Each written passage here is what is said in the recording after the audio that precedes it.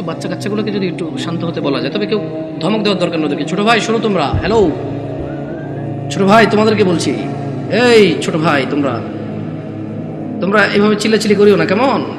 তোমরা খেলাধুলা করো, সমস্যা নেই। একটু ওই যে অবশ্য তোমাদের জন্য এই দাওয়াত কতটুকু কাজে আসবে, তোমাদের মুরব্বীদেরই তো কাজে আসবে বলে মনে হয় না। তোমরা তো এখনো কথাই বোঝো না, ছোট মানুষ, 8-10 বছর বয়স, তোমাদের উপর এখনো নামাজও ফরজ হয়নি। তোমাদেরকে কি ওসিয়ত করবো বলো? 60 বছরের মানুষই মসজিদে আসে না। আমি খুব পবিত্র এরকম কি বলতেছি তাহলে?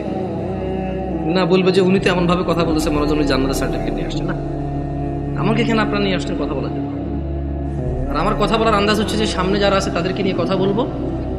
এর মানে এই নয় যে আমি এখান থেকে বাইরে আছি, আমি নিজেকে সহযোগ করে কথা বলবো। কেমন? নয়াপাড়ার মানুষ, শুকরিয়া আদায় করো যে তোমরা মুসলমানের ঘরে জন্ম হয়েছ। আলহামদুলিল্লাহ। আজকে এখানে যেই ন্যায় এবং অন্যায়ের বিষয় আলোচনা হবে তা প্রত্যেকটা মানুষের জন্য প্রয়োজনীয়, অত্যন্ত জরুরি। কিন্তু তোমরা মুসলিমের ঘরে হওয়ার কারণে চিন্তা করেছো আমরা মুসলমান ওয়াজে যাব, যে অন্য কোনো ধর্মের কারো ঘরে হয়েছে সেখানে আজকে আসেনি। তোমরা শুকরিয়া আদায় করো যে তোমরা মুসলিম হয়েছো, তোমাদের এই মন মানসিকতা হয়েছে এখানে এসেছো।